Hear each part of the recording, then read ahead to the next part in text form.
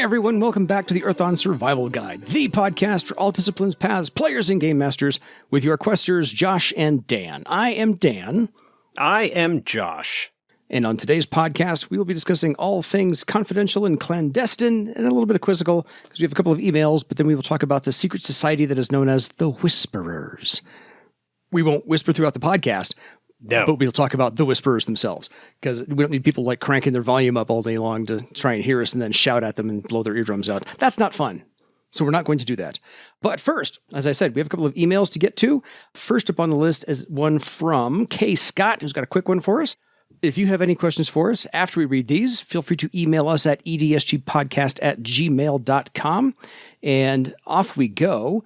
Greetings! I have a cartographicological question for you. How does one actually get to Thrall or Bartertown?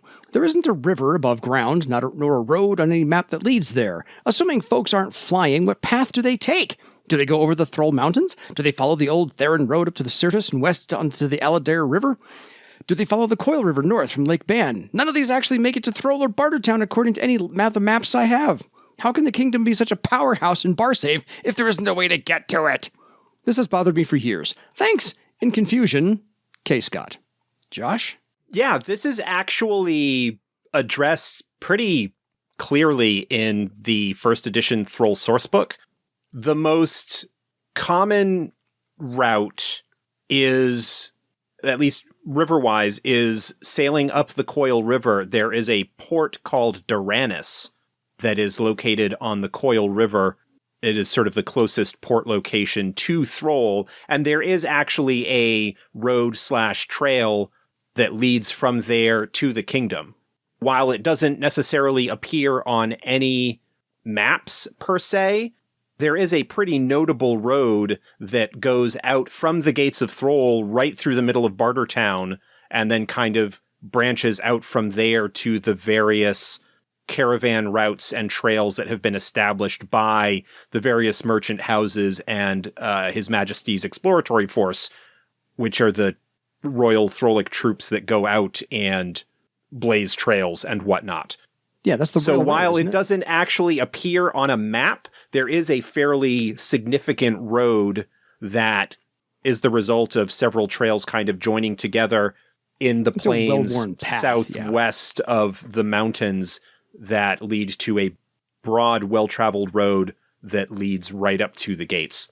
Cool. Yeah, I think the Royal Road is when it comes out from Thrall through Bartertown, correct? Am I? Yeah, I think it's called the Royal Road, and okay. The book I think goes into a little bit more detail about what exactly it. Remember, the Nations of Barsave Volume 1 for the Red Brick Edition and the Thrall Sourcebook First Edition both have really good maps. Yes, Bartertown and the Grand Bazaar and Thrall itself. So I'm looking at the first edition book. And hey, if we're selling K. Scott on buying a book, all the better for us. Kind of late in the first edition book, it's in the Tour of the Kingdom. So the Royal Road to Thrall is a man-made embankment of crushed stone that gradually slopes up from Bartertown to the Mountain Kingdom's entrance, and then later on gets into Bartertown. There's actually an entire chapter on Bartertown. That's basically the deal. Fair enough. There is a road. It's just not something that's actually shown up on any maps. Yeah. Because roads and such, the way that we kind of conceive of them today is a little bit unusual. The old Theron Road that's there that is marked on some early maps is the one that's sort of connected to the pilgrimage route and kind of shows up there as a result of that.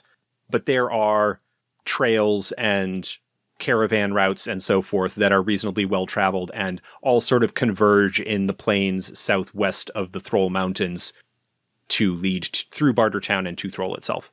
And I also remember way back when that there's also a series of markers, triangular, like obelisk shaped markers in and about Thrall, as the whole province of Barsave, kind of directing you toward, like old-fashioned railroad signs, this many miles this direction for this city, this many miles this direction for this city, pointing off in different directions and such. So I remember these triangular-shaped stones in and about the entire province directing you to certain places. So Yeah, that first gets mentioned in the Barsave boxed set.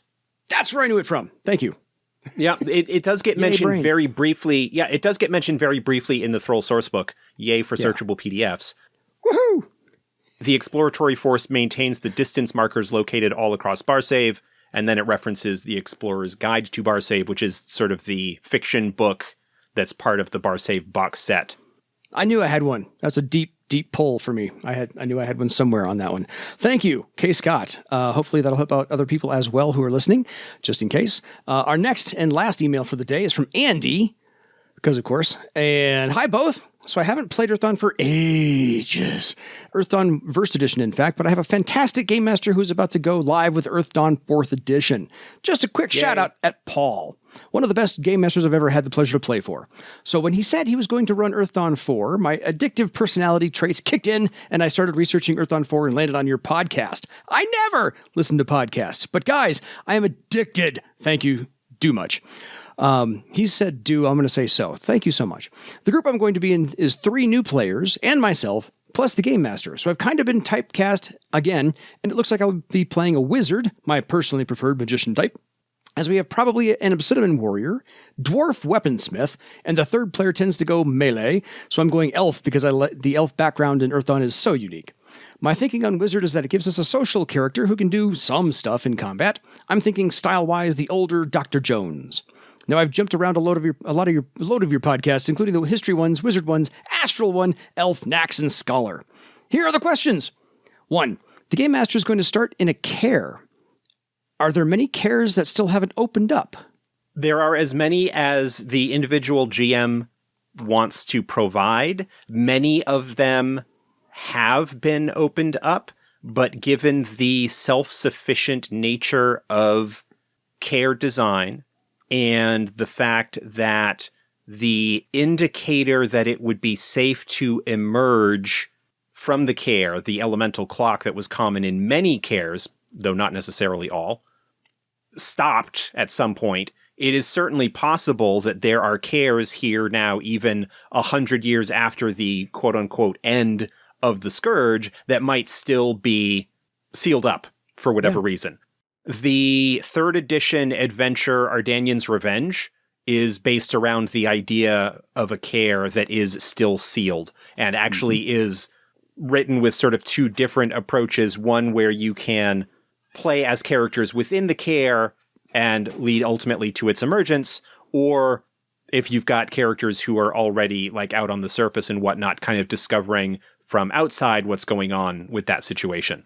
It's possible if you want to maybe suggest that to your GM, they're looking for ideas or inspiration, you can get that book in PDF and have that as a kind of inspiration source, perhaps. So, yeah, even if he's already got a plan, that has some really even good if you're ideas. not necessarily going to be using that care or that storyline per se, it does have a description of, hey, here's what things are like in this care. Yep.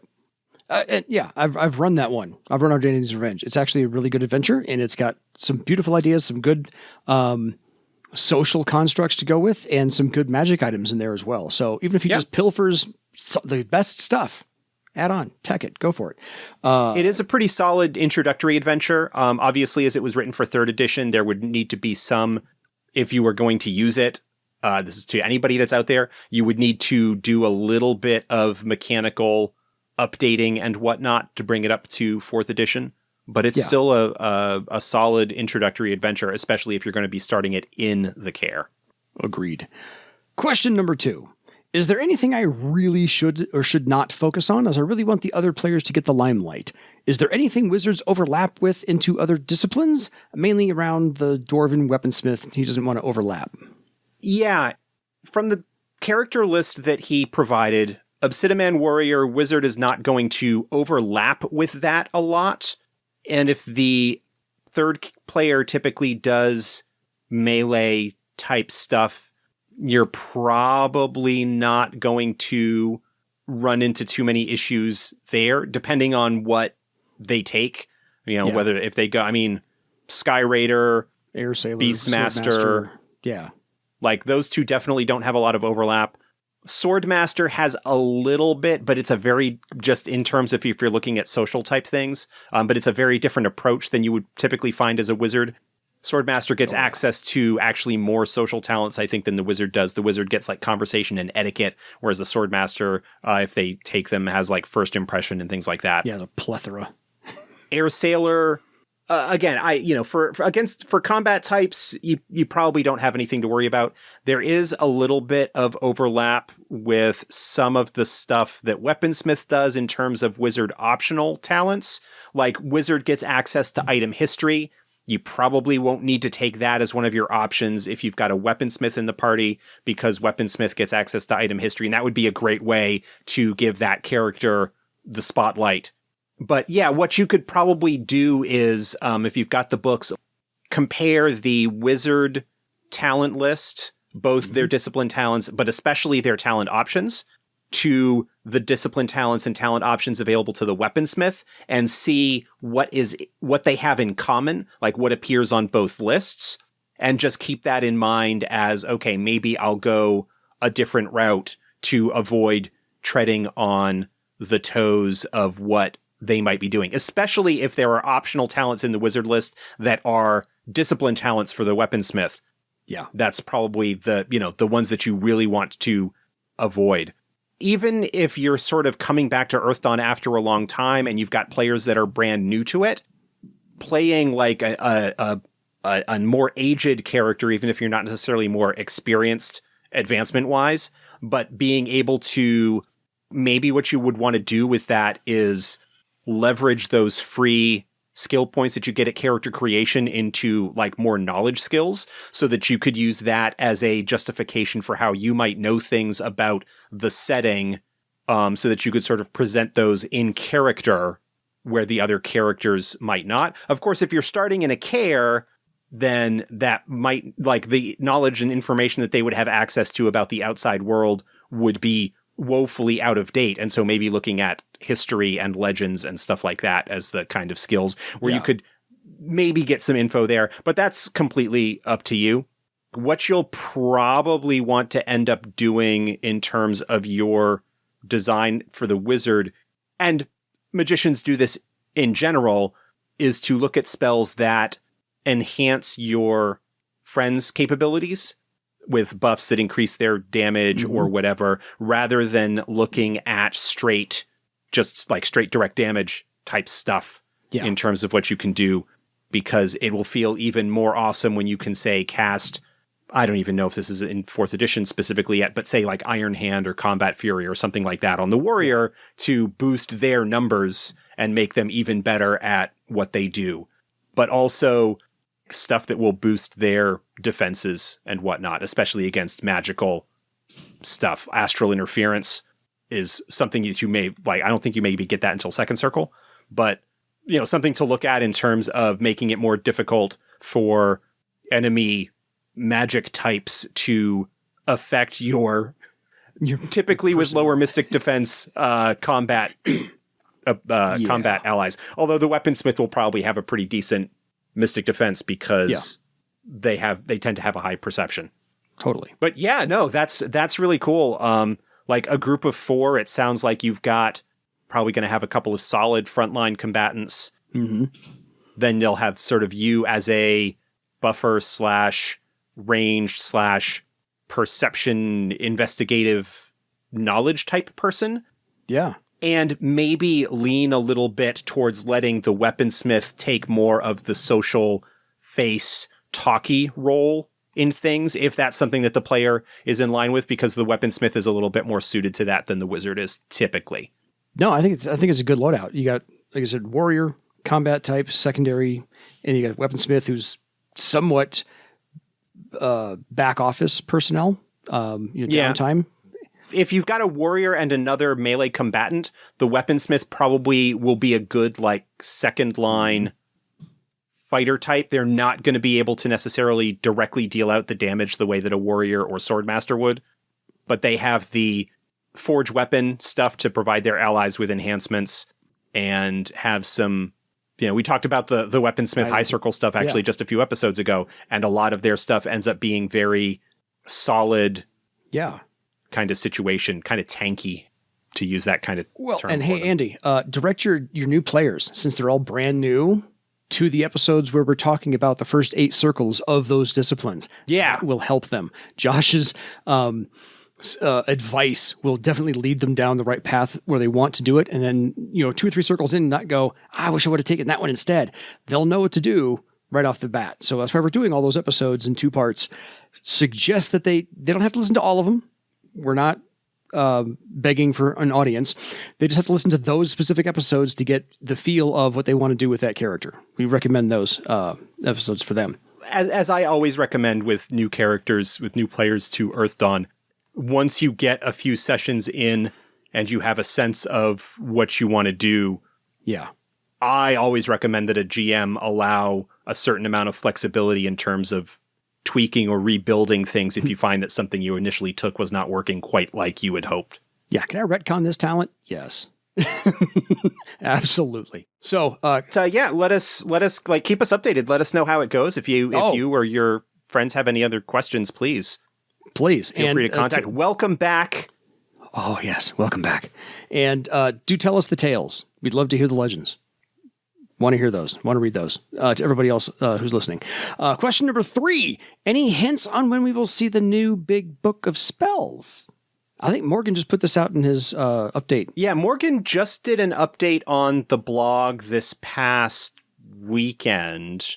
This is over at facetgames.com. And as soon as it can be done, its production process is delayed a little bit because we're desperately trying to get the final design bits locked down for Vasgothia so we can get that book, the preview of that, out to backers, and then relatively soon, knock on wood, launching the Grand Bazaar. Kickstarter. Yeah. So, I mean, it's being worked on. Some progress is being made. It's not going as quickly as we would like, but when we have more specific details, we will share them. Andy, it's not my place to say because I'm not actually working on the book, but here's my bet. I think it'll be done in the first half of the 2020s. Just saying. And since we're already halfway through that, just have the other half to wait for. So that's my bet. Question number 4. Who do I bribe to get the legend point cost on new spells removed? Yes, heard your podcast. Reasons. Many thanks on a great podcast. Andy. Keep them coming, Andy. You would have to bribe your GM to see if they want to house rule that to not be a thing. Yeah. Hey, if you want to bribe me, whatever, but that's not going to change what's in the books and not going to change what your GM might do at the table. I can appreciate, as someone who plays a magician, I can appreciate the frustration that sort of arises from needing to spend legend points to learn new spells. But I think because of the flexibility that they offer and how each of them is sort of a special tool that allows them to approach things in a different way, that they need to have some kind of investment in them. And grand scheme of things in terms of the overall advancement of a character, it does mean, especially at lower circles, that you might be slightly behind the other characters when it comes to advancement. But not for long. In terms of the actual percentage, it's not that much. Like the amount that it costs to learn new spells when you start getting up into those journeyman circles, it's cheaper to learn spells than it is sometimes to advance your talent ranks. Like you can learn several spells for what it costs to raise one of your talents a rank. So in the grand scheme of things, it's kind of like the karma cost back in first edition. In the grand scheme of things, it's troublesome early on, but I don't think it's a huge problem in the end. Fair. I agree with that. Okay, so that takes care of our emails. Thank you, Kyle, K. Scott, and Andy for both of those emails. We'd love to hear anybody else's emails coming in. On to our secret society. Haha, whisper, hand-wringing. This is the Whisperers in the Secret Societies of Barsave. The essay wasn't a lot to mine from. It was more examples of how you might be able to run into them or how the legends might spread. So this might be a quick one as well. It's a nice little entry to have. It's a very widespread cult that serves the mad passion Vestrial. the trickster Yes. passion. And if you need any information on that, that's Earthdawn Survival Guide, episode number 7070.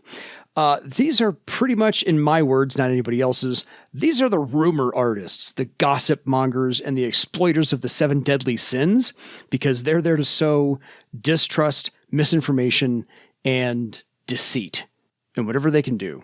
Yeah, specifically, they are dedicated to Vestrial's aspect of lies and deception, and the negative things that can come about as a result of that.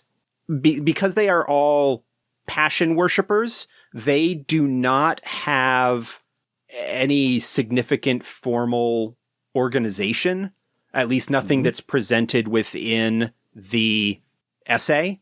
Unlike the Crownbreakers, who we talked about several episodes back, the one that was dedicated to Ragok, that is a specific cult led by the specific person dedicated to a particular goal. Yes. The Whisperers are a lot more nebulous, and all of them sort of dedicated to that idea of deception and lies that is part of Vestrial's purview. Yeah. So this is more like somebody who just dedicates themselves to Vestrial, takes it upon themselves to spread as much deceit as possible and move on to the next. And so I can't say it's to create chaos, but it ends up creating chaos. And sows discord and mistrust and so forth and so on. Most of this is uncoordinated misinformation to sow that deceit and to lead to that chaos. And the cult members themselves, the people who are dedicated to Vestrial in this regard, refer to Vestrial as the deceiver, even though he's known as the trickster. So take that for what you will. And when they dedicate themselves to this, they all end up with a lidded eye tattoo on their arms somewhere. Not that they try to keep it hidden. Some of them do. Some really don't. But to Josh's point, the greatest strength of their entire loose-knit organization is their anonymity and their decentralized structure. They don't have, like Josh said, there's not one person calling all the shots and organizing all this. It's just little bands here and there. Maybe there's somebody in charge, but they're so good at keeping that secret, we don't know. Well, I would say that the most likely answer is that the passion themselves is the one that's ultimately calling the shots and directing the activity of the Whisperers. Not necessarily on a day-to-day, you are going to go and tell this lie sort of situation, but in the sense that occasionally groups of Whisperers will form to pull off a larger deception or plot, and those are probably on some level directed by their patron.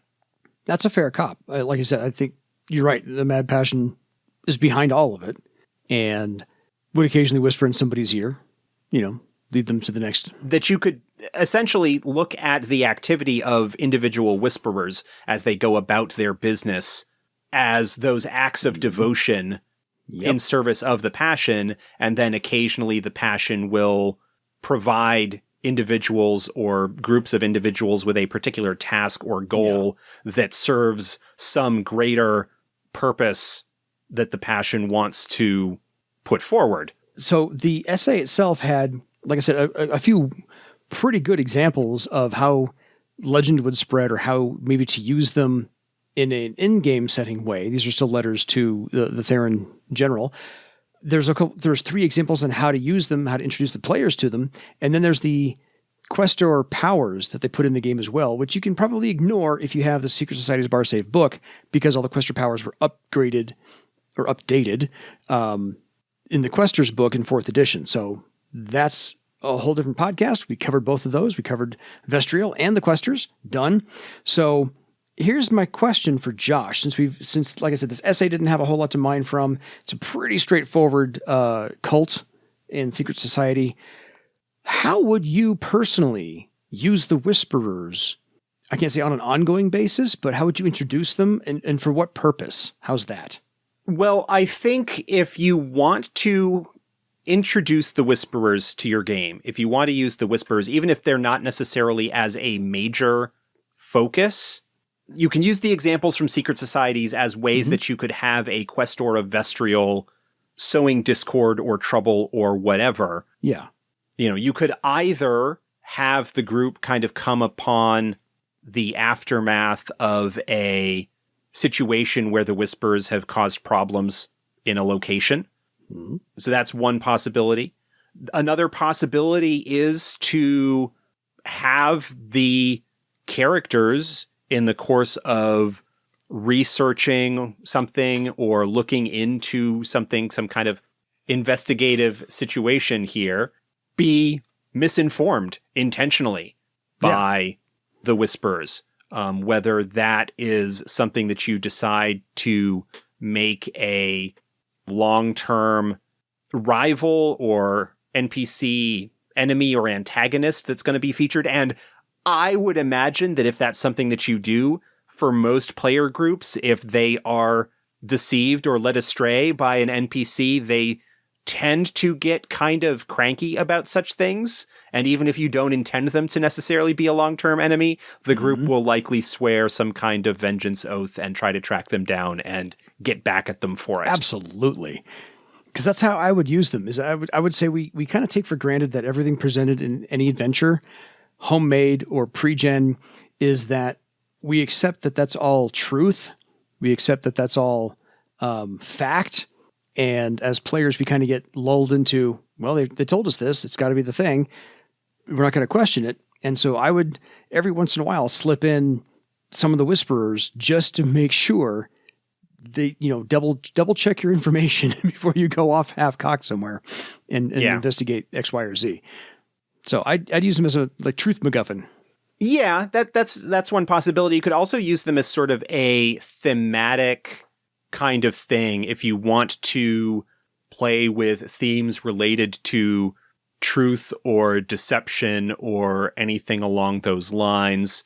If you have some kind of long-term plan in mind, introducing them early as this mysterious group that shows up and kind of spreads falsehoods and rumors and so forth that cause problems for people. And then gradually, maybe as the campaign goes on, you find out hints at a more significant plot that they might be up to that could lead things astray. As an example, although this obviously didn't involve the Whispers, but to talk about a kind of case where, like, how severe this sort of thing could potentially be, if we go back and look at Prelude to War and the assassination of King Varulus and how the Denerastus planted information to point the finger for his death to the Therans, and thereby leading to actual conflict or war between Thrall and Thera. Yeah. Having a group of Whisperers, having a small cell of them be involved in spinning some kind of major deception that could disrupt or cause harm to a significant group of people, starting some kind of conflict between groups or within a powerful group or organization, would be a notable campaign goal to try and thwart that if you got wind of it ahead of time, as opposed to perhaps some of the smaller scale stuff. One of the examples in the essay is this person shows up in town and starts establishing themselves as a trustworthy broker of information by providing some small hints and so forth that actually do mostly pay off. But then once they have gained everybody's trust, starts providing information that is blatantly leading people to serious harm or death. Yeah. And that's kind of a more personal level, but having a group of 3 or 4 Whisperers that are spreading conflicting information and maybe bringing different factions in conflict with each other, whether they are separate power organizations or within that. There's a lot that could potentially be done there for an organization whose ultimate goal is just merely to spread false information, which makes Vestrial happy when it leads to suffering. Fair. I had to look up because I knew there was a spell that the illusionist had that could see through falsehoods. And in 4th edition, I looked it up. It's the 3rd circle illusionist spell. And then I woke up. And I think if you use enough of the whisperers in your campaign and you have an illusionist, they're going to have that spell at the ready and be using it kind of ad nauseum to check on every single situation to make sure that, yes, this is truthful. You can proceed now. And if it's not, there you are. And if you need to know where that spell is, it's page 302 of the player's guide. So just one of those, wanted to point that out. Like I said, there's not a whole lot to mine from the essays other than examples, and they are fine, perfectly serviceable examples. This is a pretty straightforward cult. There's not a whole lot of other nuance or history to them. It's just Vestrial has whispered in their ears, go sow deceit just to keep my legend alive, and feed me power because this is as you pointed out, their acts of devotion for all the followers, and then go get your tattoo. Yep. This chapter in the Secret Societies book comes with 3 basic adventure idea that would all serve reasonably well as a way to introduce the Whisperers as a concept in your game. Again, revolving around that kind of personal interaction where the characters show up at a place that they are not familiar with and get given information by someone that leads them astray or into trouble in some sense. Or my other favorite one is you're looking for directions and a whisperer actually tells you where to go to find that spot. And it's in a bad part of town. You get jumped, you get attacked, you get maybe mugged, whatever the case may be. Yeah. And then you have to go find that guy. And as you said, get some retribution a little bit and maybe if you can, whatever. But yeah, this is one of those things of, we've become too trusting as players, as player characters, that everything we're presented with is fact or truthful. And I would just use this to keep my players on edge a little bit.